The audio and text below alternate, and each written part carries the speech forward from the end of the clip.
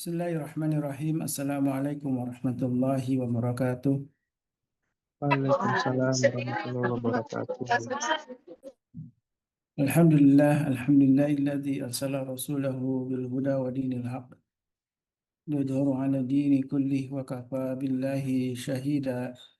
Asyhadu an la ilaha illallah wahdahu la syarika lahu wa asyhadu anna Muhammadan abduhu wa rasuluhu alladzi la nabiyya wa la rasula ba'dah. Allahumma salli wa sallim wa karim wa barik ala asrafil anbiya'i wal mursalin syafi'ina wa maulana wa qudwatina wa imamina Muhammad wa ala alihi wa sahbihi wa man ittaba'ahum bi ihsanin ila yaumiddin amma ba'du. Alhamdulillah wa syukurillah ala nikmatillah, segala puji bagi Allah, puji milik Allah, dan kepadanya kita menyembah dan memohon pertolongan. Kita bersyukur atas semua nikmat yang telah Allah limpahkan untuk kita semua di siang hari ini, waktu Indonesia Barat, dan alhamdulillah kita kembali berjumpa di waktu Hong Kong ya, di jam 3, sekitar jam 3-an di waktu Hong Kong bersama para sahabat semuanya, para duta-duta halal yang alhamdulillah, alhamdulillah kita insya Allah di siang hari ini akan dibersamai oleh guru kita Bapak Haikal Hasan yang sekaligus sebagai Kepala Badan Halal BPJPH, yang insya Allah menjadi sebuah kewajiban kita untuk sama-sama menyiarkan tentang halal ini sebagai sebuah kewajiban syariat. Tentu salawat dan salam tidak lupa senantiasa kita mohon kepada Allah agar tercurah bagi Nabi kita, baginda Rasulullah SAW, juga untuk keluarga beliau dan para sahabatnya. Mudah-mudahan kita termasuk umatnya yang menjadi para pecinta sunnah Nabi, kemudian pelanjut dakwah Rasulullah SAW. Amin ya Allah ya Rabbal Alamin. Sehingga kita layak untuk mendapatkan syafaat dari beliau. Sahabatku jamaah Majelis Keluarga Indonesia dan juga jamaah yang dimuliakan Allah dimanapun Anda berada, baik yang menyaksikan langsung maupun siaran tunda di YouTube. Alhamdulillah di siang hari ini kita akan sama-sama membahas sebuah tema penting yang menjadi sebuah kewajiban kita untuk sama-sama memahami tentang kewajiban halal. Dan alhamdulillah di negeri ini sudah ada sebuah badan yang khusus mengelola, mengatur tentang sertifikasi halal BPJPH, dan di Oktober 2026 ini ada termasuk wajib halal Oktober 2026 ya, dan beberapa produk yang diwajibkan halal selain memang makanan minuman, sekarang nanti ada obat-obatan, kosmetika, barang gunaan, menjadi sebuah kewajiban harus halal, dan insya Allah nanti akan disampaikan oleh Bapak Haikal Hasan tentang betapa pentingnya sertifikasi halal ini, tidak hanya untuk kepentingan kita sebagai konsumen mengkonsumsi yang halal, tapi sungguh halal menjadi sebuah kebutuhan. Bahkan di industri modern sekarang ini, sebuah tuntutan halal menjadi bagian penting dalam membangun sebuah ekosistem yang produktif. Dan inilah yang insya Allah akan dibahas bersama Bapak Haikal. Dan alhamdulillah juga di sore hari ini, siang hari ini, selain jamaah dari Indonesia, alhamdulillah juga MKI Hong Kong, karena ini adalah namanya MKI Hong Kong Mengaji ya. Hong Kong Mengaji, maka sedianya memang kajian ini diperuntukkan bagi para diaspora yang berada di Hong Kong, dan juga disiarkan bagi jamaah semuanya yang ada di Indonesia. Dan sinergi inilah yang mudah-mudahan Allah Subhanahu wa taala terus istiqomahkan kita untuk menjadikan kajian pekanan ya bersama MKI Hong Kong ini sebuah kajian yang terus rutin dilakukan, dan kebersamaan inilah yang mudah-mudahan menghadirkan cinta Allah Subhanahu wa taala. Dan alhamdulillah di siang hari ini juga banyak para guru yang hadir dari Asatidz MKI. Ada Tuan Guru Subhan Fajar, ada Ustaz Saifullah Abu Bakar, Ustaz Ahmad Hanif, dan juga tentu Ketua Umum MKI dan Ketua Pembina MKI juga hadir. Masya Allah, tabarakallah, barakallahu fikum. Ada juga Masya Allah ada Ustaz Dodi Al-Jambari juga, yang insya Allah akan sama-sama memandu untuk pembahasan tentang betapa pentingnya halal dan sertifikasi atau wajib halal di Oktober 2026 ini Alhamdulillah menjadi satu kewajiban bagi kita semua ya. Tentu tidak terletak hanya di kewajiban administratif sertifikasi halal, tapi sungguh kewajiban atau kesadaran halal ini kita berharap makin terus menyebar dan tentu para guru lah yang para asatid, para mubaligh yang ikut membantu program pemerintah untuk menghadirkan eh, halal di Indonesia dan juga di seluruh dunia tentunya ya. Baik, saya undang dulu guru kita Ustaz Dodi Al-Jamari. Assalamualaikum Ustaz. Masih belum siap-siap. Insya Allah. Baik, ada Tuan Guru Subhan Fajar. Assalamualaikum Tuan Guru.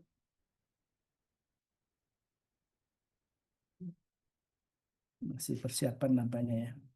Baik, sambil menunggu Bapak Haikal hadir di majelis ini dan sebagai informasi ini adalah kegiatan yang kedua ya. Di 2 pekan sebelumnya kita sudah juga menggelar kajian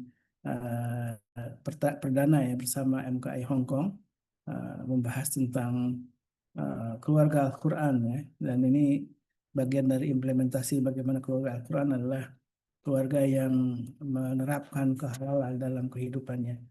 Dan di sini juga ada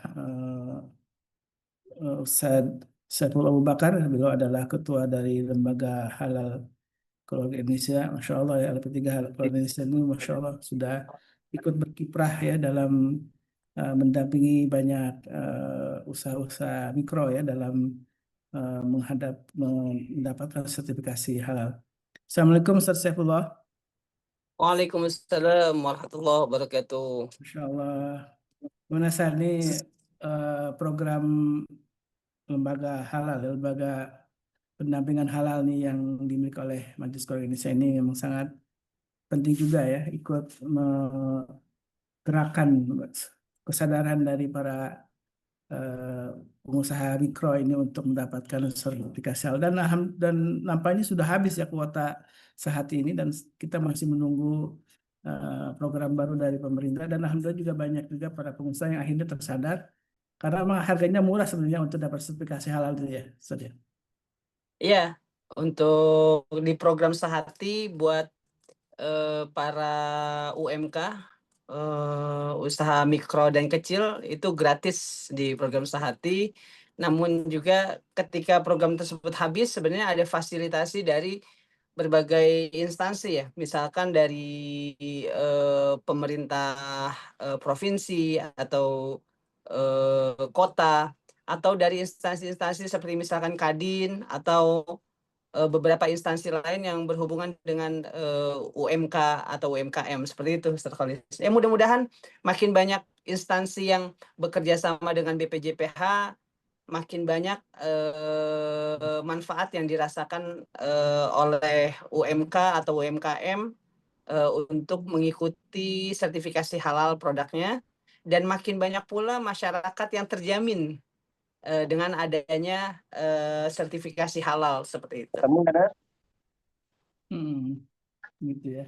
Dan wajib halal ini kan tidak hanya makanan minuman di tahun akhir 2026 di Oktober ya.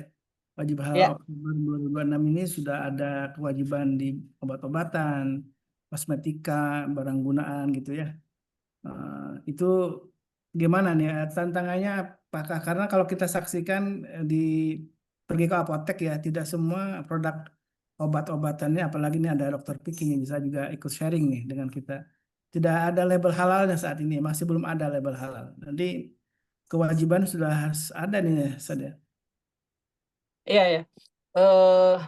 Sejak berkecimpung di LP3H saya jadi mulai tambah aware gitu ya.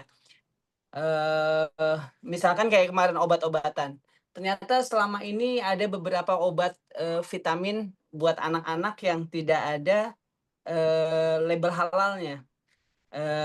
Terus di apotek yang berwarna hijau itu saya bilang, ada nggak obat lain yang disarankan tapi yang ada logo halalnya, yang mirip-mirip kandungannya seperti itu. Dan alhamdulillah ternyata ada juga. Akhirnya walaupun di rumah sakit disarankan obat tertentu begitu kan. Ketika saya ke apotek ternyata ada obat lain, merek lain yang ada label halalnya dan saya pilih yang itu. Dan mudah-mudahan masyarakat juga ke depan semakin peduli tentang jaminan produk halal itu. Jadi cari dulu yang halal dulu dan kalau Babe Haikal Hasan kan bilang halal itu ya bersih, halal itu ya baik, halal itu ya sehat gitu. Halal itu style nanti ke depan. Seperti itu. Masya Allah. Ini ada Tuan Guru Suparman. Assalamualaikum Tuan Guru. Dan ini penting ketika kesadaran halal ini juga sama-sama dikampanyekan oleh para asatid ya, akan lebih ini lagi, akan lebih masif lagi karena nanti jamaah-jamaah akan makin terinformasikan tentang eh, pentingnya kekritisan ketika membeli sesuatu itu, kemudian nanya dulu ini halal apa tidak ya. Bahkan nih kalau soal obat nih, mungkin Dokter Vicky bisa sharing. Nah, Assalamualaikum Dokter Vicky. Dengan obat sekarang menjadi wajib halal ya, kecuali mungkin obat yang generik itu masih beberapa tahun ke depan ya. Tapi obat-obat yang sudah ada kewajiban kosmetik juga punya kewajiban untuk sertifikasi halal. Ini kalau dari kalangan para praktisi kesehatan bagaimana dok, Dokter Vicky? Iya, baik, betul. Ya Ustadz, untuk obat-obatan memang belum semuanya diwajibkan untuk ada sertifikasi halal ya, tapi akan menuju ke sana ya, sepertinya saya lihat. Dan beberapa obat-obatan, baik yang paten maupun generik, sekarang sudah mulai ada label halalnya gitu. Dan memang seperti ya kita lihat, seperti guru kita Ustadz Saiful, memang melihat apa, ada 80% orang Indonesia ini membeli sesuatu itu bila ada label halalnya. Itu udah ada penelitiannya tuh di Indonesia, 80% preferensi orang itu membeli produk yang ada ada label halalnya. Itu, Ustaz. Jadi makin terjamin lah, makin tenang wah konsumen ini ketika semuanya sudah ada sertifikasi halal, kalinya memang halalan toiban itu ada di semua lini gitu ya. Bahkan nanti itu barang gunaan semacam mama ketika pakai bawa apa namanya tas kulitnya, kemudian sepatu kulitnya. Nah itu ternyata bahan gunaan ini nanti udah harus wajib halal juga nih di tahun di Oktober 2026 ini karena termasuk eh, bahan gunaan ya yang insya Allah semuanya mungkin akan awalnya mungkin tersentak itu, harus ternyata harus halal juga ini gitu ya.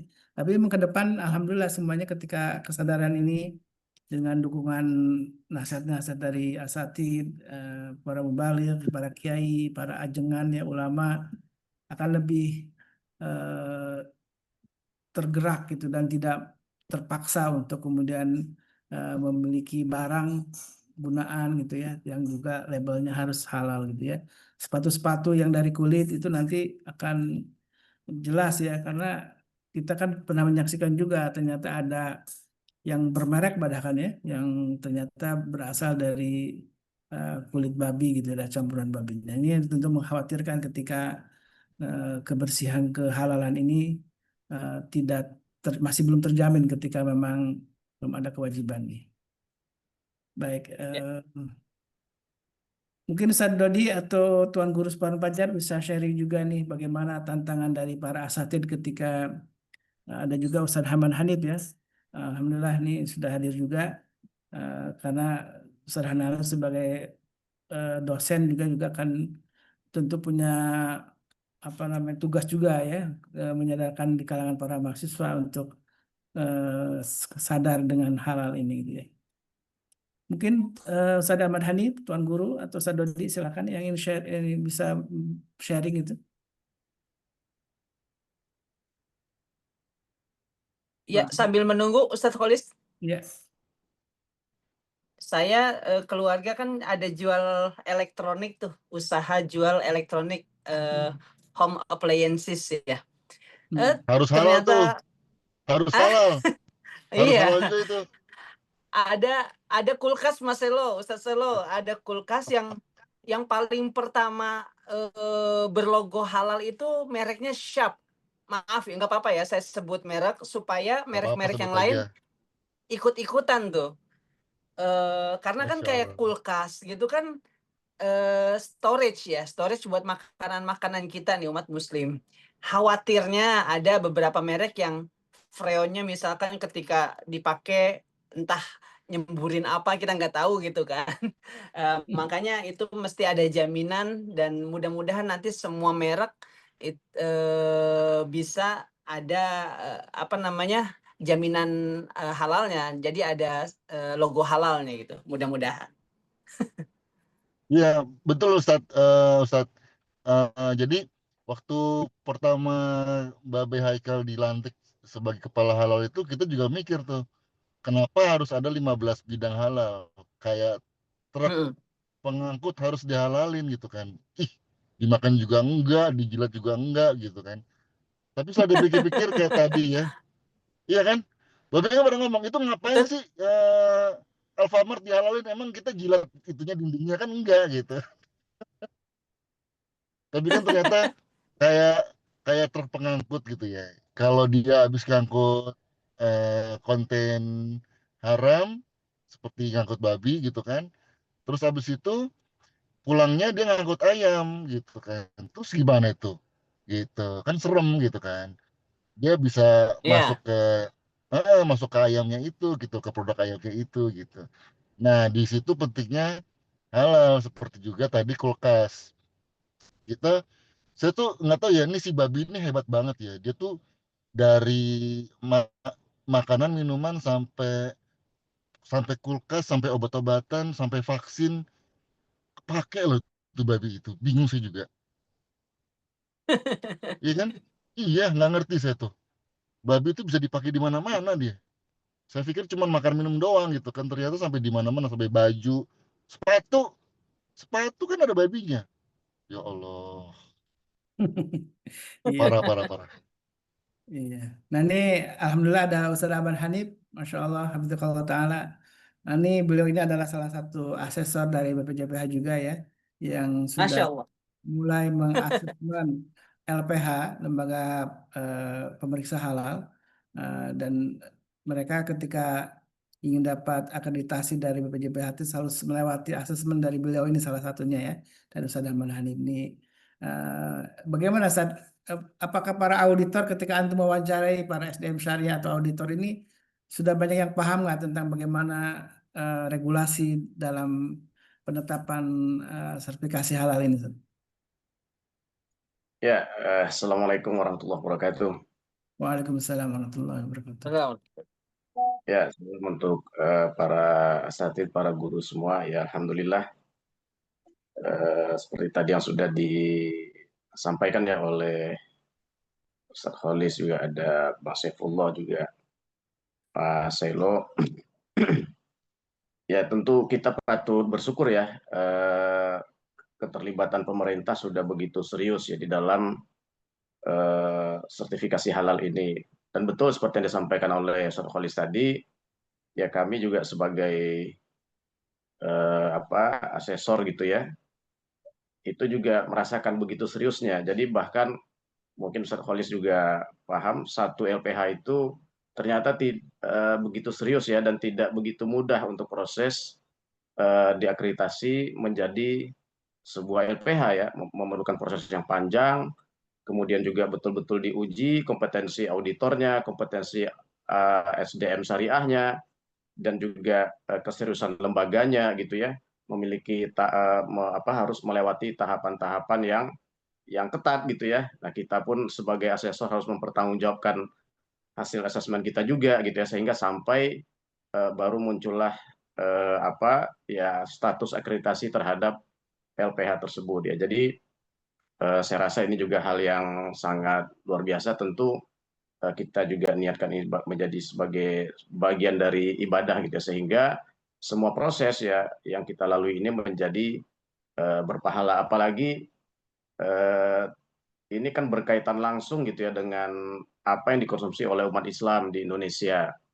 Dan kalau kita ya di kajian-kajian tentu kita paham bagaimana kalau dampaknya makanan itu kan memang langsung ke yang kita makan gitu. Termasuk tadi bagaimana ketika disinggung barang gunaan itu ya dulu kita mungkin juga ya sempat agak terheran-heran gitu, tapi setelah kita pahami prosesnya ternyata memang tentu pada poinnya adalah barang gunaan itu yang langsung bersentuhan dengan kita, langsung kita makan atau bersentuhan dengan badan kita, yang itu tentu akan berpengaruh nanti juga ke ketika kita sholat misalnya gitu ya, ketika kemudian kita ibadah-ibadah yang mengharuskan kita suci gitu.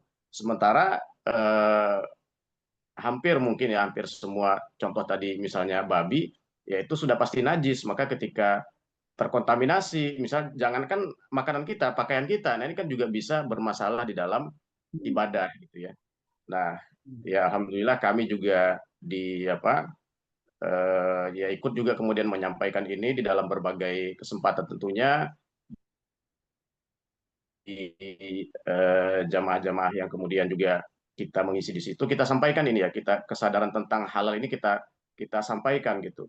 Dan tadi seperti disampaikan juga bahwa kesadaran masyarakat Indonesia ini ya alhamdulillah sudah mulai terbentuk ya. Tadi Ustaz Saifullah Bang Saifullah mencontohkan ketika milih obat pun walaupun khasiatnya sama nih, tapi pilihnya yang ada logo halalnya gitu ya.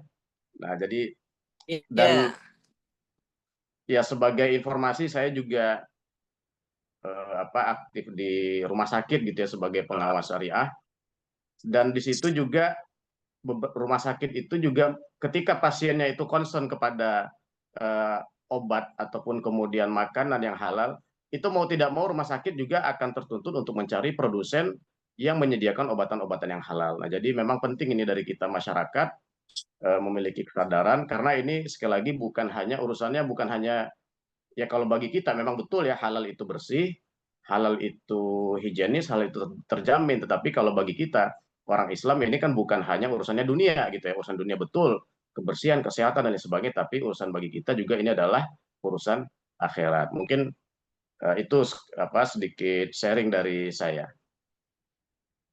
Jadi satu logo di sebuah produk itu ternyata prosesnya panjang ya, Ustaz ya. Oh iya, betul Ternyata sekali. panjang. Jadi jangan membayangkan wah tinggal hanya nempel, tidak. Ada proses Iya, audit yang sangat panjang dari auditor halal yang dimiliki oleh LPH. LPH tidak mungkin juga didapat izin akreditasi dari BPJBH kecuali juga harus di asesmen. Dan ternyata betul. asesmen itu panjang juga prosesnya ya. Jadi orang yang tidak tahu di luar Iya, itu ternyata proses untuk dapat sertifikasi halal itu ternyata tidak mudah. Apakah ini ribet? Iya, tapi memang sebuah jaminan, sebuah proses yang harus dipenuhi ketika kesadaran itu semua hal ini sudah dimiliki ya. Insya Allah akan para pengusaha juga akan tertuntut ya ketika konsumen mulai sadar, mereka akan memilih kulkasnya yang ada logo halal gitu ya. Memilih tempat makan, stok apa barang-barang gunaan tadi yang dimiliki oleh para masyarakat semuanya juga tetap akan berlogo halal. Insya Allah Babe 3 menit lagi akan gabung. Tadi saya sudah dapat informasi beliau masih ada sebuah urusan sebentar gitu ya. Nanti kita akan Tulis ya. tantangan terbesar tuh bukan cuman di masyarakat Indonesia sebagai konsumen ya, tapi yang tantangan yang paling berat itu adalah di produsen-produsen luar negeri, terutama dari Cina. Jadi eh, sedikit sedikit cerita gitu ya, waktu kami di Shanghai itu ketemu sama lab lab besar, labnya besar masya Allah, dan itu tentu punya standar ISO apa gitu yang dia memang sebenarnya bisa ngecek halal gitu. Tapi karena mereka setiap hari berhidup berdampingan dengan menurut kita haram gitu, buat mereka kan babi kan biasa-biasa aja gitu. Buat mereka mabok biasa aja gitu. Mereka tuh sampai kenapa sih mesti mesti mesti bahasa kita tuh ribet amat sih lu gitu sama kayak ginian gitu sama babi gitu. Sementara di sana tuh udah secara sosial sama babi itu deket banget, terus di sana tuh agama juga boleh dibilang nggak ada gitu kan. Kan di sana masjid susah, bahkan Jumatan ditutup gitu kan di Shanghai itu. Jadi waktu sholat Idul Adha itu kita eh, bisa sholat, tapi sholat untuk yang lainnya kita nggak bisa karena dijaga polisi. Di tempat ibadah itu bukan cuma Islam ya, seluruh agama di sana itu benar-benar dipantau gitu. Jadi bayangkan tantangan tantangan halal gitu kan, halal tuh stepnya kan udah kesekian dari syariat gitu kan. Itu di produsen-produsen di Cina, bahkan kasus Trey MBG waktu itu kan sempat sempat rame di sini. Di sana tuh dipertanyakan gitu.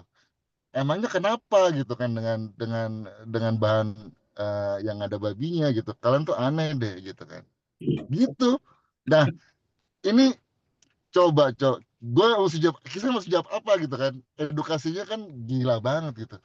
Dan ini kita lagi ada di MKI Hong Kong gitu, yang mungkin nanti kita bisa share sama Bunda Yani dan teman-teman jamaah Hong Kong.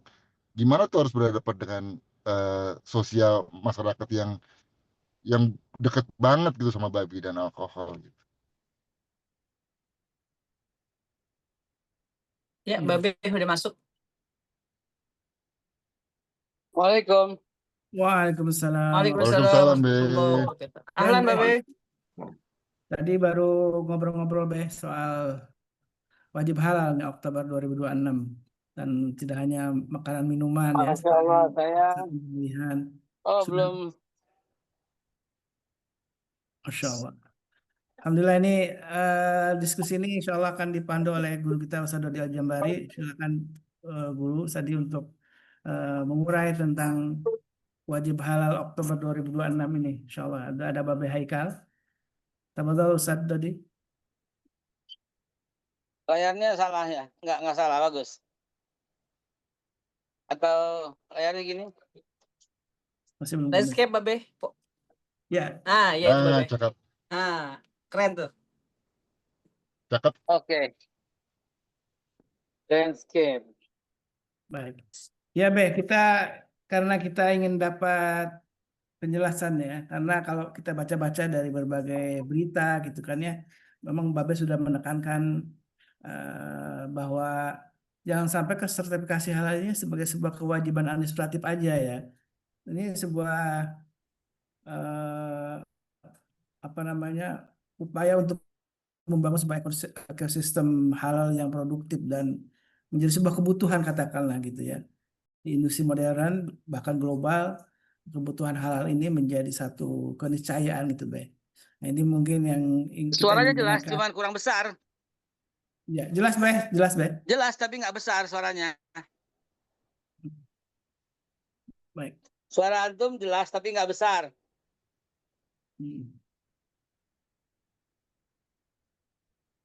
Baik, silakan, Be. Suara Ustadz Kholis jelas, tapi tidak besar volumenya. Jadi saya nggak mendengar. Jadi kalau yang lain saya mendengar.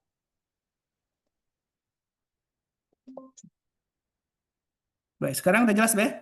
Oke. Baik. Silakan, Be, kita akan Be strong, besarkan suaranya. Nah, silakan nih, Babe. Alhamdulillah kita sudah ada Babe Haikal. Beliau sebagai Kepala PPJPH tentu banyak sekali arahan-arahan dari beliau untuk bagaimana mengimplementasikan wajib halal Oktober 2026 ini, Be. Saya persilakan, Be. Baik. Bismillahirrahmanirrahim. Assalamualaikum warahmatullahi wabarakatuh. Waalaikumsalam warahmatullahi wabarakatuh. Sahabat-sahabat sekalian dimanapun Anda berada, di Jakarta, Hong Kong, dan yang melihat walaupun dalam bentuk rekaman, saya saat ini berada tidak di rumah, tapi di satu tempat yang harus saya hadiri. Namun dengan penuh komitmen, dengan penuh janji adalah segalanya, dan komitmen adalah everything, maka saya harus menyapa Bapak Ibu sekalian dan sahabat-sahabat. Dan memang inilah tempat terindah. Ketahuilah di usia 50-an ke atas. Kawan lama adalah obat yang sangat mujarab, yang sangat paten untuk menyembuhkan segala duka-duka. Kawan lama adalah sahabat sejati yang akan membuat kita terus tertawa, mengingat masa lalu, mengingat kejadian-kejadian yang sudah terjadi, mengalaminya bersama. So, tidak akan bisa tergantikan. Baik, sahabat-sahabat sekalian yang saya hormati, yang saya muliakan, wabil khusus guru-guru yang hadir di sini, ingin saya sampaikan sesuatu sebelumnya, platform yang sama. Halal sudah sedemikian berkembang. Halal tidak lagi berbicara yang disembelih menggunakan bismillah atau tidak. Lebih daripada itu, terima kasih. Halal menjadi boleh minumnya Mbak ya? Oh, water boleh dulu. Halal, maaf saya sambil memesan. Halal menjadi sesuatu yang lebih besar lagi, harus diartikan sepenuhnya. Rahasia itu, saya merinding nih. Direkam nggak nih Kang Selo? Rekam, Be. Direkam, Be, Kang? direkam. Direkam. Berikan rekaman itu kepada saya karena saya mau menyampaikan sesuatu yang maha dahsyat beberapa kata lagi. Dengarkan. Baik, baik. Disinilah letak sebuah rahasia halalan thayyiban. I can guarantee you bahwa selama ini yang kita makan, oke, halal, tapi sama sekali tidak thayyib. Sekarang saya tanya, apakah teman-teman di sini makan ayam? Makan. Oke, makan ayam. Baik, good. Apakah teman-teman pernah melihat bagaimana cara ayam disembelih, kemudian cara ayam dibersihkan bulunya? Tidak. Saya belum berani menyampaikan ini ke publik karena terjadi kehebohan yang luar biasa.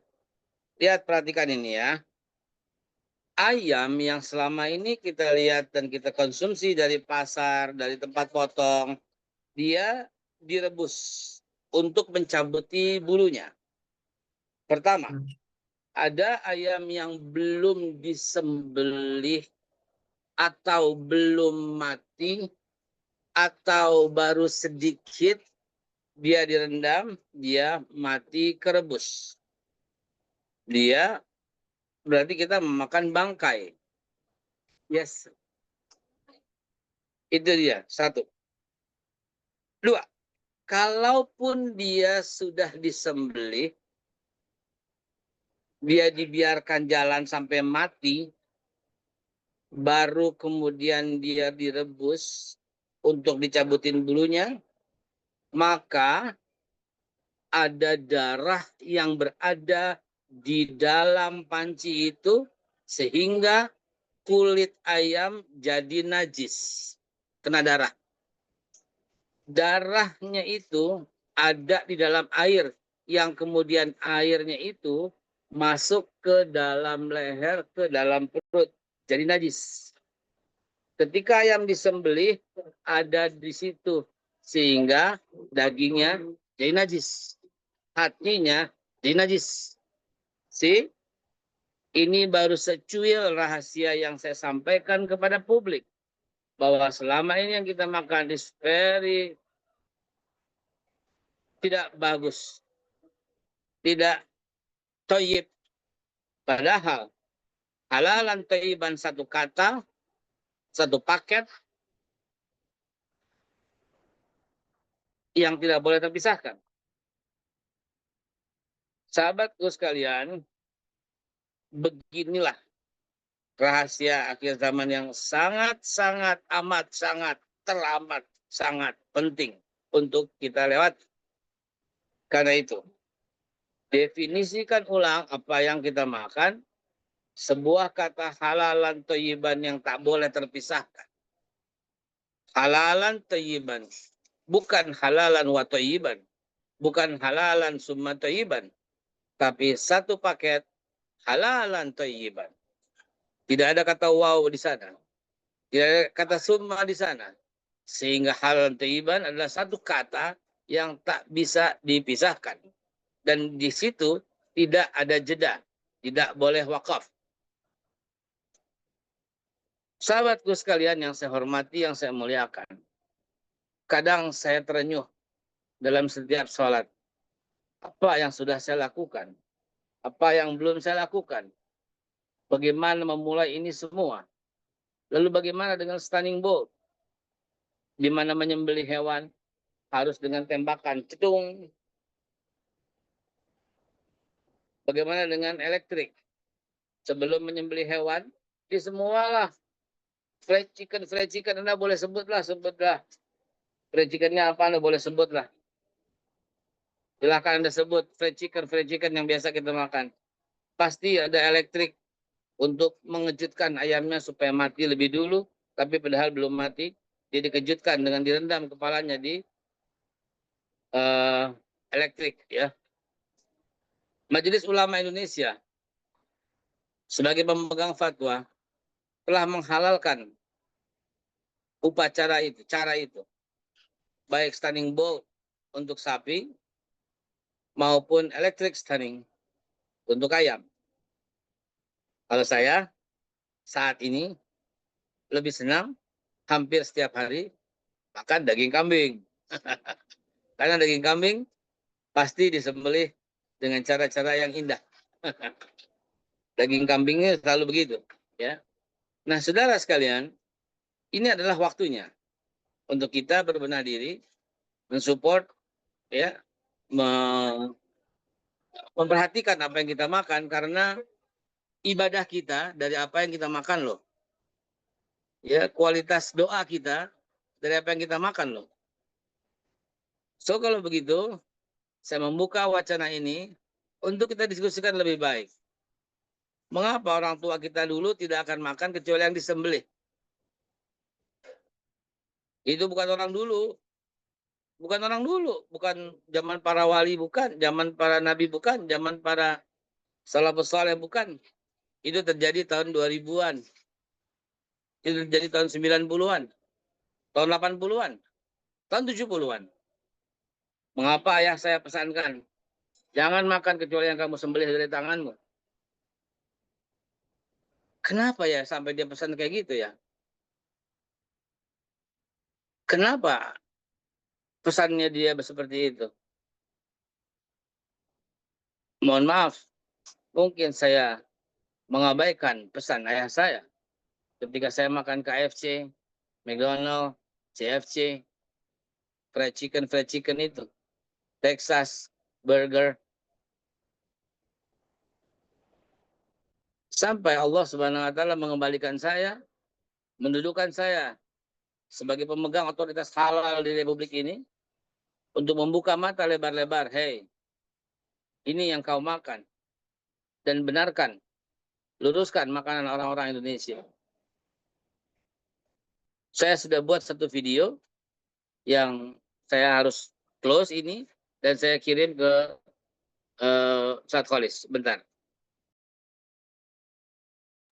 Baik.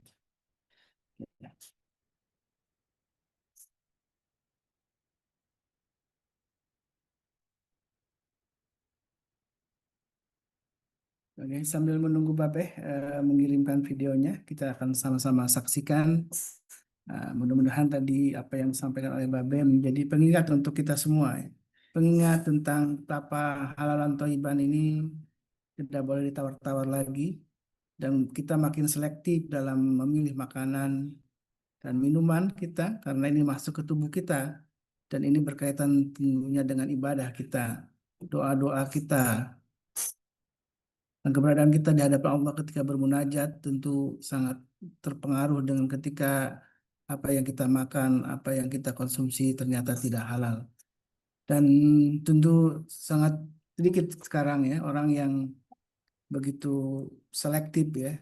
Dan alhamdulillah mungkin dengan upaya para asatid, para guru-guru yang sudah mengkampanyekan tentang hal ini, tahap demi tahap sudah ada kesadaran dari umat ini. Nah, saya buka dulu, silakan.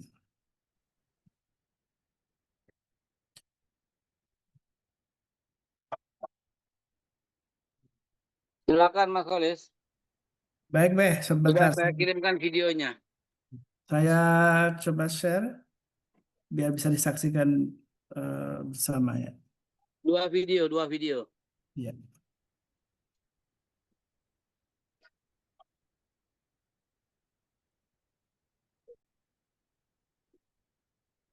Perhatikan ya, ayam yang model sekarang itu 20 hari sampai 1 bulan udah bisa dipotong gede.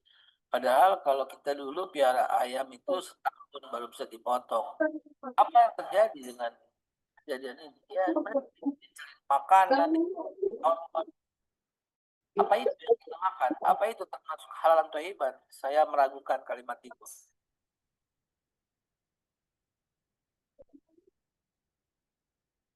So, bantu kami untuk menertibkan ini semua, untuk menciptakan makanan yang halal dan terbaik bagi rakyat Indonesia, bagi masa depan anak-anak kita.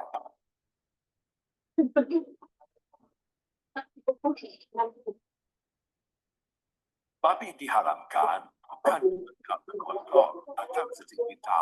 Alasan itu ternyata tidak cukup kuat secara sains. Dalam Islam, larangan bukan sekedar aturan, tapi bagian dari sistem besar yang menjaga manusia. Lalu kenapa babi diharamkan? Alasan umum seperti bakteri, lingkungan kotor, atau perilaku biologis masih bisa dijelaskan, bahkan diatasi oleh teknologi saat ini. Hewan lain juga punya kondisi yang serupa kan, tapi tetap halal. Jadi pertanyaannya, apa alasan yang lebih dalam? Setidaknya salah satu riset yang paling menarik saat ini, bahwa babi ternyata DNA-nya hampir 90% sama. Struktur organ seperti jantung, ginjal, kulit, sama sangat mirip 98%. Bayangkan, antara babi dengan manusia, 98% DNA-nya sama. Jadi, kalau suatu saat teknologi makin maju, apakah makan babi jadi artinya kanibalisme? Saya sebelum punya jawaban pasti, tetapi satu hal yang paling pasti, tidak semua kebenaran harus dibuktikan dengan sains. Dan tidak juga iman harus dimulai dari laboratorium.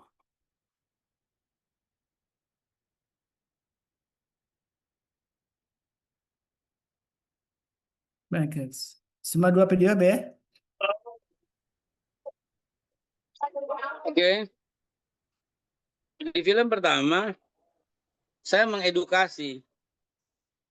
Dahulu, kita membutuhkan waktu 1 tahun untuk bisa mengkonsumsi ayam. Entah kenapa sekarang 20 hari ayam sudah bisa dipotong. Dalam waktu 20 hari mereka tumbuh besar. Dalam waktu 20 hari mereka gemuk. Suntikan hormon dalam kandang itu tidak ada pagi, siang, sore, malam. Semua diterangin non-stop. Sehingga bagi ayam tidak ada waktu malam. Sehingga dia makan terus tanpa pernah berhenti. Suntik terus. Sehingga terus dia membesar. Kenapa? Karena jangka waktunya 20 hari harus panen. Ada yang 22 hari, 23 hari. Itu kayak yang kita makan. Mau disembelih dengan cara apapun. Jangankan surat bismillah saja. Baca surat Yasin sebelum menyembelih pun tidak akan membuat ayam itu menjadi thayyib.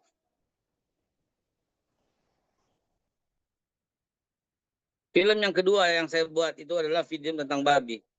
Sebenarnya itu suara saya aslinya. Cuman karena tidak mau menyinggung perasaan lain. Karena saya sebagai kepala badan, saya mengganti suara saya dengan suara orang lain. Itulah jahatnya babi. Yang hari ini digunakan. Dari ujung kepala sampai ujung kaki. Isi perutnya semua digunakan. Dan para pengusaha-pengusaha yang curang. Secara jujur masih banyak yang menggunakan gelatin babi dari luar negeri. Karena gelatin babi jauh lebih murah daripada gelatin sapi. Itulah yang terjadi saat ini situasi itu. Maka yuk kita tampil melalui sebuah dakwah yang ahsan, dengan cara yang ahsan, dengan cara yang akhlak, dengan cara yang anggun, bahwa Islam sangat memperhatikan makanan. So be careful what you eat. Because tell me what you eat and I know your character. Hati-hati dengan apa yang Anda makan. Ceritakan padaku apa yang kau makan, ini aku tahu karaktermu. Sampai-sampai kalimat itu muncul karena memang setiap orang bergantung dengan apa yang dia sudah makan. Mari kita buka forum diskusi yang menarik ini. Saya persilahkan guru-guru, ustadz-ustadz lebih dulu untuk mengomentari apa yang Al-Fakir sampaikan. Tafadhol.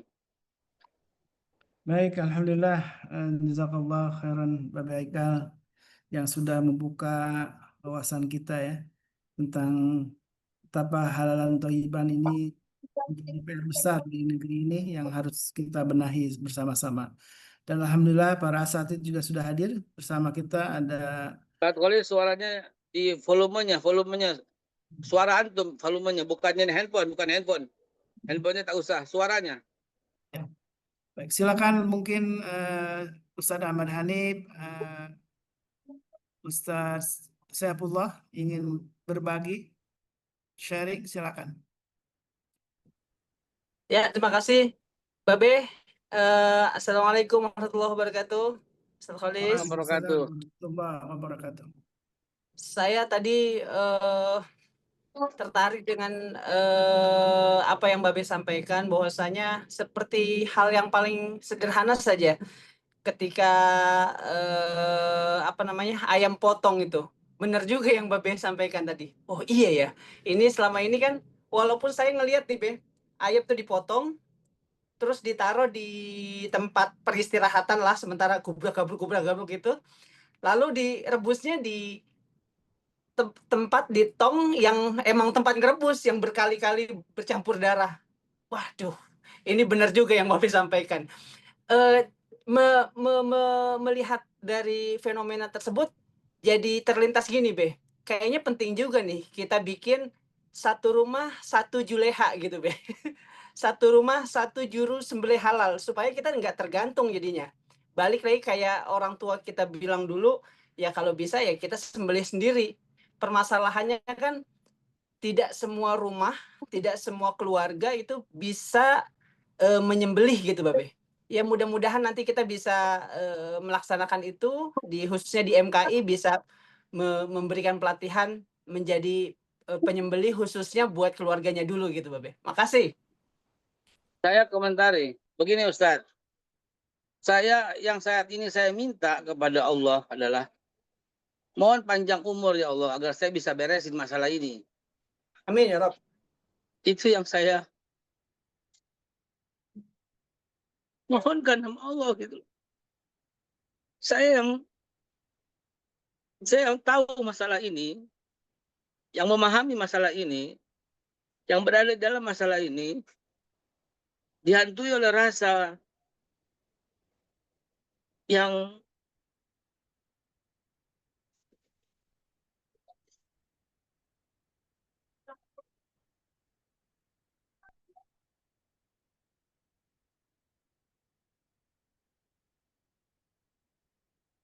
hanya minta panjang umur biar bisa selesaikan masalah ini gitu loh.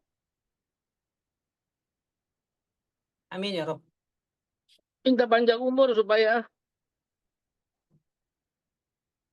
saya bisa tuntaskan makanan ini buat anak-anak kita di depan nanti, masa depan nanti gitu loh.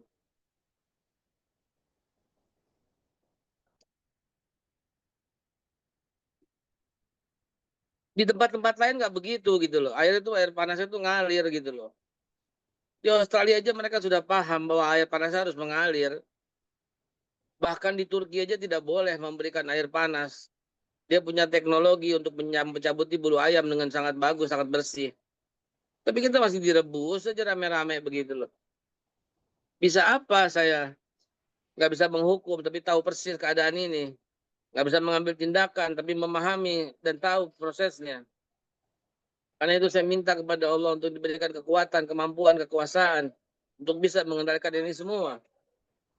Amin ya Rabb. Antum tahu Ustaz, itulah yang terjadi di kita gitu. Dan satu yang antum usulkan itu bagus sekali. Satu rumah, satu juru sembelih halal. Sehingga setiap rumah dia akan membeli ayam hidup. untuk diberi makan kepada anak istrinya sebagaimana orang tua kita dulu. Kalau orang tua saya bisa, saya juga harus bisa dong. Gitu loh. Iya. Kalau ayah saya bisa, kita juga harus bisa dong. Tadi saya Iya. sudah satu sindiran bahwa ayah saya hidup bukan di zaman para salafus saleh. Ayah saya wafat tahun 2005 gitu. Dia hidup di tahun 2000-an. Dia hidup tahun 90-an, tahun 80-an, tahun 70-an. Tahun 60-an dia udah hidup. Jadi bukan orang-orang dulu banget. Kok bisa mempertahankan itu gitu. Sementara kita tidak. Saya mewanti-wanti anak saya untuk jangan makan ayam. Kalau sapi, kalau mau makan sapi, makan steak yang berasal dari Australia.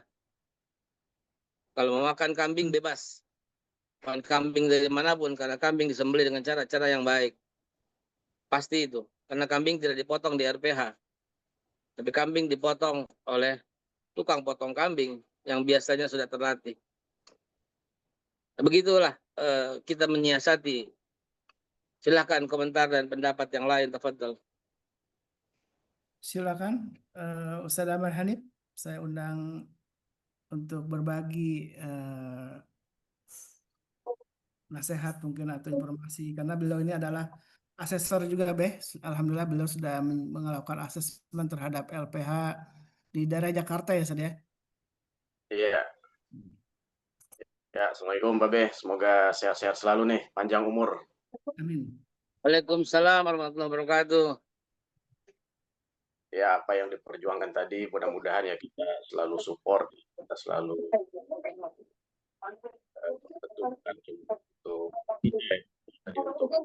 kita dan bangsa Indonesia ke depannya juga. Tapi mungkin tadi ada yang dibahas Babe ya di video yang kedua tentang babi ya. Saya tertarik dengan Ya, kalimat Ustaz Hanif. Ya, saya tertarik dengan kalimat terakhirnya tadi Babe bahwa bahkan keimanan itu pun tidak perlu dibuktikan di lab ya kalau tidak salah seperti itu gitu ya. Nah, tadi menyambung nih dengan yang sempat dibahas Marcelo tadi.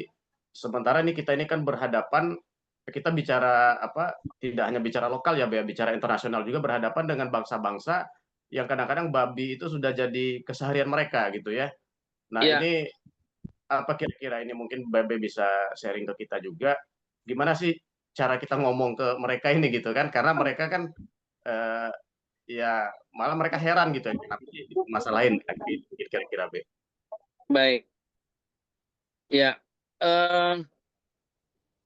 jurnal-jurnal ilmiah yang dilakukan di berbagai universitas itu yang kita angkat, Ustaz Hanif, yang kita kedepankan. Justru yang meneliti babi punya DNA-nya sama itu adalah mereka. Saya cuma menerjemahkan itu. Justru yang pertama kali melakukan penelitian itu adalah mereka. Cuman mereka menganggap itu bagus untuk ilmu pengetahuan. Mereka menganggap bahwa karena DNA-nya sama sehingga digunakan untuk menyelamatkan nyawa manusia. Sampai saat ini mencangkongkan jantung babi, hati babi, ginjal babi selalu mencapai hasil yang baik. Gimana tidak wong DNA-nya sama. Sayang sekali mereka tidak memperhatikan bahwa makan itu sama dengan kanibal. Kanibalisme itu yang mereka nggak perhatikan. Jadi beda sudut pandang, Ustaz Hanif. Jadi babi mengandung cacing pita itu sudah tidak relevan lagi pada saat ini. Mungkin orang bule, orang Amerika, kalau Anda perhatikan di TV-TV, mereka menguji daging itu dengan Coke, dengan Coca-Cola. Ada dan ramai begitu. Ketika daging sapi dituang Coca-Cola nggak ada masalah. Ketika daging domba dituang Coca-Cola nggak ada masalah. Dan ketika slicing daging babi dituang Coca-Cola, keluarlah cacing-cacing itu. Di mikroskop maupun dengan mata telanjang terlihat keluar. Mereka tahu hal itu. Mereka paham hal itu. Tapi mungkin ini cuma soal hidayah. Mungkin soal hidayah bahwa mereka tetap melakukan. Sebagaimana mereka tahu zina juga itu nggak bagus, tapi mereka lakukan. Sebagaimana mereka tahu minuman keras itu tidak ada rekomendasi dari dokter manapun, tapi mereka lakukan. Yaitu kembali ke soal hidayah. Baik. Ini ada yang bertanya Beh dari jamaah dari Ibu Laili Rahmatika ya. Assalamualaikum Mbak Beh, izin tanya Beh. Berarti seharusnya RPU setelah ayamnya disembelih ditiriskan dulu darahnya ya Beh. Sebelum direbus lalu dicabut bulunya menggunakan mesin pencabut bulu. Ini gimana mungkin ada Mbak Beh rekomendasi tempat pemotongan ayam yang recommended Beh dengan cara-cara yang tadi benar-benar halalan thayyiban. Assalamualaikum, izin tanya Beh. Berarti RPU setelah ayamnya disembelih ditiriskan dulu darahnya ya Beh. Sebelum direbus lalu dicabut bulunya menggunakan mesin pencabut bulu. Oke. Ustaz Kholis, bukan suaranya nggak terdengar, tapi volume suara antum yang nggak terdengar. Tadi Ustaz Hanif jelas sekali. Ya. Volume antum Ustaz Kholis, volumenya. Ya, Bukan handphonenya. Ini mungkin gadgetnya Beh. tenggorokan, lak-lakan. Volume, lak-lakan, tenggorokan. Gini. Kita sedang mentertibkan rumah potong unggas. Tetapi masalahnya tidak ada yang menggunakan rumah potong unggas itu. Mereka motong di pasar. Kalau di RPU ada tindakan. Begitu ada pelanggaran, ada tindakan, hukuman. Tapi yang memberikan itu namanya Kementerian Pertanian, Kementan, dan Peternakan. Dan sebagian lagi Pemda, yaitu PD Pasar Jaya. Begitulah kita dibuat di kotak-kotak sehingga saya sebagai pemegang otoritas halal nggak bisa melakukan tindakan. Bisanya himbauan. Himbauan tidak berhenti kita lakukan. Tiap saat kita undang, kita kasih pelatihan halal, kita kasih pelatihan hari ini. Kemarin hari Jumat, Sabtu, hari besar, kita kumpulin tuh di Sumatera, di Lampung. Gitu, kita berikan arahan. Di Jawa Tengah, Sabtu Minggu kemarin kita kumpulin. Jadi kita bergerak di seluruh Indonesia. Kita baru saja menambah karyawan 600 orang baru dari pelimpahan dari Kementerian Agama. Saya sendiri yang menghandle dan memberikan tugas untuk melatih seluruh juleha di seluruh Indonesia. Nah, maka itu saya mohon kepada Allah untuk panjang umur agar bisa menertibkan ini semua. Di bidang perundangan saya juga berjuang di DPR. Di DPR saya berjuang di Komisi 8 supaya RPH, RPU, TPH di tempat potong hewan yaitu di rumah-rumah itu di pasar di bawah BPJPH. Kalau di bawah BPJPH saya bisa buat peraturan langsung nutup. Saya tutup itu yang bertentangan dengan halalan thayyiban itu. Yang masih menggunakan air panas itu saya tutup. Ya, langsung kita tutup itu RPH begitu. Ya, yang masih menggunakan stunning ball kita tutup gitu. Itu kalau saya diberi kekuasaannya untuk itu. Hanya saja BPJPH adalah kementerian baru dengan nama Badan Penyelenggara Produk Halal. Sehingga belum dilimpahkan gitu loh urusan-urusan yang lain. Jadi perlu waktu, perlu prestasi agar dilihat baru mendapat perhatian dari DPR. Begitu kira-kira jawabannya. Baik, kita doakan ya, Bapak mudah-mudahan dimudahkan Insya Allah. Allah, amin ya Rabb. Amin. Dari Ustaz Dodi, bawa langsung Ustaz Dodi. Langsung bicara. Izin Beh, mau nanya Beh. Silakan. Barusan mendengarkan ulasan Babe bahwa lingkup Kementerian Halal baru di lingkup himbauan ya Be ya. Jadi belum ada efek jera atau sanksi atau apalagi pidana gitu ya. Nah, dulu tuh waktu ini usul aja Be, usul. Kolaborasi dengan media yang mempunyai program investigasi itu mungkin menjadi solusi, mungkin jadi solusi. Jadi kita tuh dulu di Trans itu mengungkapkan beberapa kejanggalan-kejanggalan seperti misal bakso tikus. Nah itu tim investigasi kita masuk tuh ke dalam ke pembuatan terus kemudian diekspos. Itu udah parah banget tuh sampai kita di demo sama ribuan pedagang bakso di tendean itu. Nah, mungkin kalau ada indikasi produk yang nakal itu kita di media bisa di kolaborasikan deh, diinformasikan, kemudian kita nanti siapkan langkah-langkah investigasi yang kita naikkan di berita. Mungkin Be, usulan Be. Baik, bismillah. Saya menyambut apa yang disampaikan sama Kang Selo, bahwa kita perlu dengan masif membuat itu, sehingga jadilah keviralan di masyarakat. Persoalannya adalah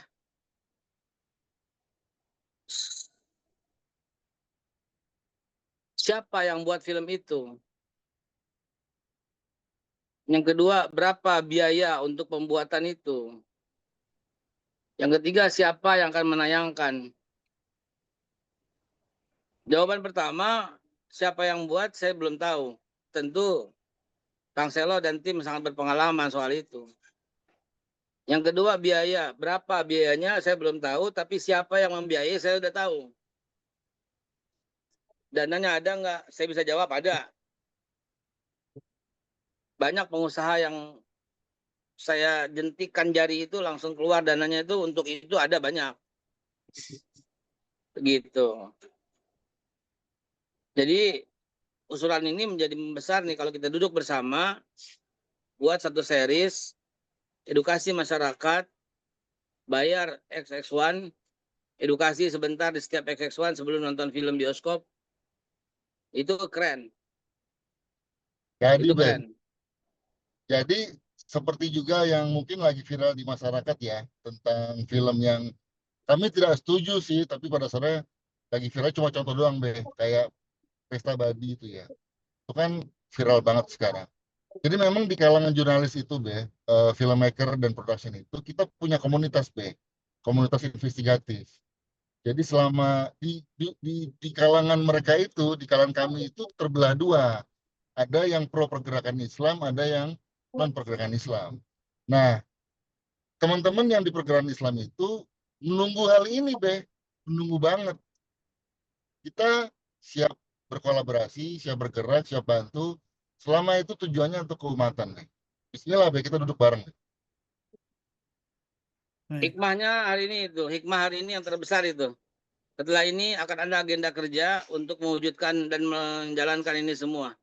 Dengan niat lillahi ta'ala, kita cerdaskan umat, kita perbaiki masa depan anak-anak kita dengan apa yang Tuhan perintahkan, yaitu halal dan thayyiban. Bismillah, Be. Amin, amin, Allahumma amin.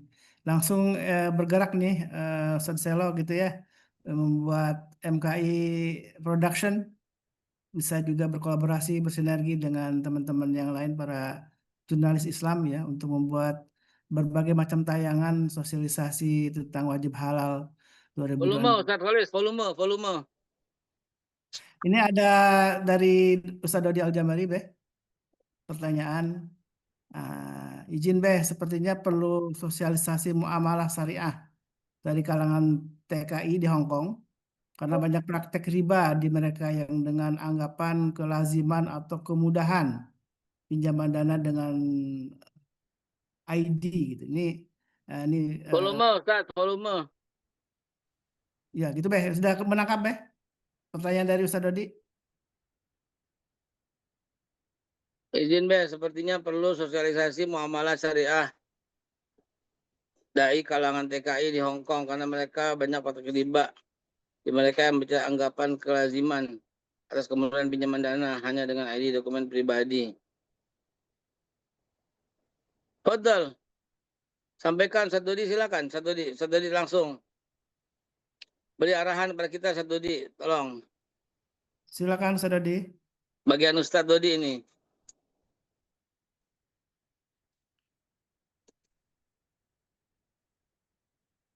Baik. Nampaknya lagi ada kesulitan di rumahnya, banyak tukang katanya Beh. Jadi suaranya akan terganggu dengan tukang yang bekerja gitu.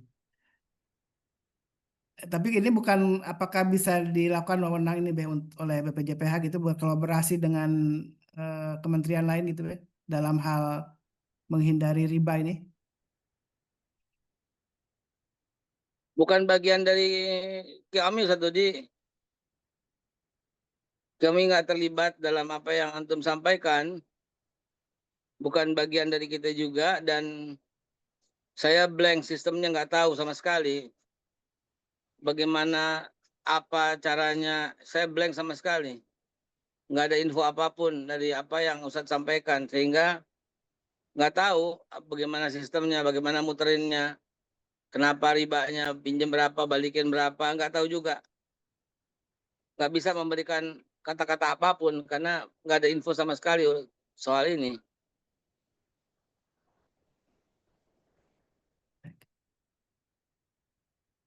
Mbak Yani mungkin bisa sharing Mbak Yani bagaimana situasi para diaspora di Hong Kong? Assalamualaikum. Assalamualaikum Mbak Be, Ustaz Halis, dan semua guru-guru.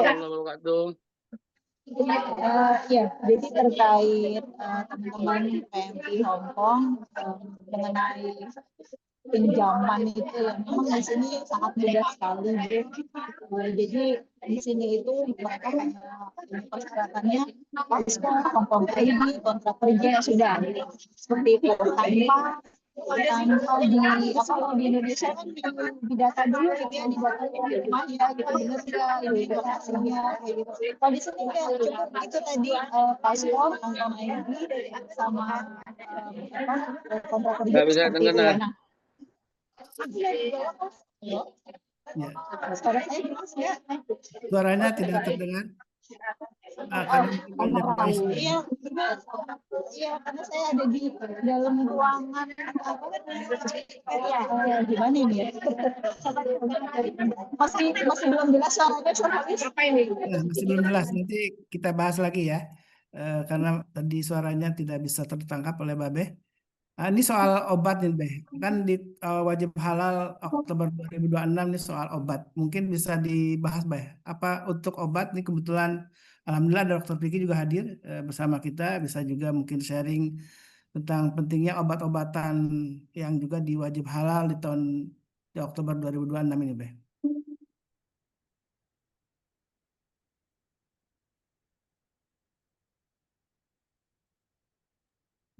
Ya, Ustadz. Jadi, Ya. untuk obat-obatan, kalau Ya. saya merasa yang di lapangan ini, merasa semenjak Babe jadi kepala BPJPH semakin sering ada obat-obatan yang ada logo halalnya, Bahkan generik pun, paten pun sekarang sudah berlomba-lomba untuk ada logo halalnya. Ini yang saya rasakan di lapangan ya, gitu. Karena setiap kita memberikan obat, ini sudah mulai banyak tuh. Potensi, amlodipin, semua ada. Sudah mulai ada logo halalnya. Ustaz. Ya. Baik Ustaz, itu berada dalam kuasa saya. Saya panggilin semua orang farmasi. Anda sebut saja yang Kimia Farma, Medi Farma, Dankos, Konimax. Itu kita panggilin semua Ustaz. Saya bilang nggak ada ampun buat kalian, saya bilang gitu. Saya tegas banget sama mereka, ampun. Saya bilang Oktober nggak ada logo, saya akan nyatakan kalian itu begini. Saya ancam. Sampai yang terakhir tuh Konimax itu. Ampun karena belum ini kan belum terjadi kan Oktober. Saya bilang lihat aja kalau Oktober masih ada di pasaran. Dia bilang gitu.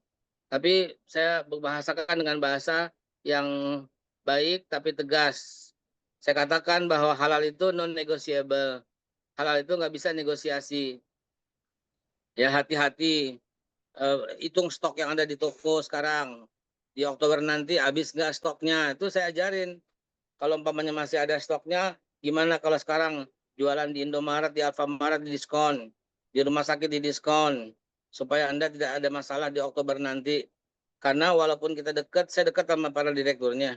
Walaupun kita dekat, tidak akan mengurangi kebijakan saya dalam memberikan SP1, SP2 kepada Anda. Wahai para direktur, wahai pada owner, saya gituin. Gitu ya. Saya sahabat, Kimia Farma, Danco, semua lah sahabat. Tapi saya katakan, sesahabat-sahabatnya saya, per 18 Oktober, kalau masih ada di pasaran nanti ada logo halal atau logo non halal, maka sebagai sahabat saya akan memberikan surat peringatan. Kalau peringatan 1, 2, 3 diabaikan, ya kita bisa kerjasama dengan Kementerian Perdagangan, Kementerian Kesehatan untuk menarik dari produk. Jadi tolong jangan gunakan kedekatan kita jadi main-main. Gitu Ustadz, itu bisa saya lakukan karena itu dalam kuasa saya gitu. Tapi balik lagi kalau RPH itu saya nggak bisa lakukan itu. Padahal salah satu intinya kan di situ. Yang untuk masyarakat kan RPH, RPU, TPA gitu. Nah, alhamdulillah kalau diamati begitu juga resto-resto dimanapun saya bekerja, saya bikin tim bayangan di kantor. Timnya terdiri dari 14 orang. 14 orang ini adalah tim khusus yang saya bentuk sendiri sebagai shadow, sebagai bayangan. Di dalam internal BPJPH yang saya pilih itu, ya 14 orang itu saya pilih, saya jadikan satgas, saya berikan jaket khusus, dan kebetulan itu dari pribadi itu. Karena memang nggak ada anggaran untuk itu. Dari pribadi, saya berikan khusus, saya latih sebentar lagi nih, saya udah mulai, minggu depan insya Allah berjalan, lalu saya kasih juklak, Senin kemana, Selasa kemana, Rabu kemana, Kamis kemana, Jumat kemana, Sabtu kemana, Minggu kemana, mall apa, gitu. Ada titik-titik yang udah kita identifikasi. Ada 1.621 titik yang akan kami lakukan penelitian, pengecekan terhadap kehalalan resto-resto di mall dan di pasar. Jadi kalau obat itu berada dalam kuasa saya. Kosmetik, obat, food, beverage, kemasan, dan lain-lain. Unfortunately, saat ini yang TPH, RPH, RPU yang belum berada dalam kendali kami. Begitu Ustaz, jazakallah Ustaz, syukran, jazakumullah khair kasih. Baik, silakan masih ada waktu mungkin sebelum sebentar lagi asar ya. Di Jakarta, di Hong Kong sudah jam 4 lebih ya. Nah, sebelum ditutup, barangkali ada yang ingin menyampaikan. Baik. Mungkin Beh sebagai penutup apa Beh pesan nasihat untuk kita semua Beh? Mungkin karena di Hong Kong udah asar, kita cukupkan barangkali ya. Sebagai kata penutup, saya katakan, lihatlah nanti, satu saat, iza jaa nasrullahi wal fath wa ra'aitan nasa yadkhuluna fi dinillahi afwaja fasabbih bihamdi rabbika wastaghfirhu innahu kana tawwaba. Akan kita buktikan bahwa semuanya akan ikut, akan nurut, akan kagum terhadap tanda-tanda kekuasaan Allah sampai dalam diri mereka sendiri. Sanurihim ayatina fil afaqi wa fi anfusihim hatta yatabayyana lahum annahul haqq. Akan kami tampakkan tanda-tanda kekuasaan kami di ufuk barat dan ufuk timur sampai mereka memahami sekali bahwa annahul haq. Quran itu hak, Islam itu hak, Allah itu hak, Quran itu hak. Tetapi corong-corong media pasti akan tetap membatalkan dan mematikan apa yang kita upayakan. Karena mereka pasti akan menginginkan memadamkan cahaya itu. Yuriduna liyutfi'u nurallahi biafwahihim wallahu mutimmu nurihi walau karihal kafirun. Mudah-mudahan Allah tetap menghidupkan cahayanya dengan berbagai caranya.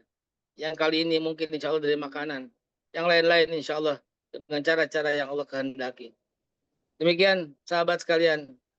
Mudah-mudahan apa yang kita upayakan mendapat ridha Allah Subhanahu wa taala. Saya Haikal Hasan untuk Majelis Keluarga Indonesia dan Hong Kong. Assalamualaikum warahmatullahi wabarakatuh. Waalaikumsalam warahmatullahi wabarakatuh. Nasrul minallah wa fathun qarib. Mudah-mudahan Allah senantiasa menjaga kita semua dan keluarga kita dari berbagai keburukan dari makanan kita dan juga apa-apa yang kita kenakan. karena halalan thayyiban adalah sesuatu yang tidak bisa ditawar-tawar lagi. Mudah-mudahan Allah Subhanahu wa taala terus sehatkan Babe Haikal bersama tim ya. Insyaallah, amin ya rabbal alamin. Izin saya masuk kembali. Baik. Insya Allah kita akan kembali berjumpa dengan Babe Haikal dan Insyaallah. besok pagi ya bersama Saudari Al-Jambari.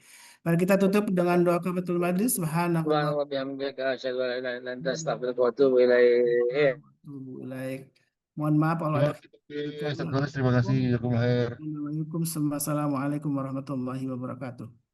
Waalaikumsalam. warahmatullahi.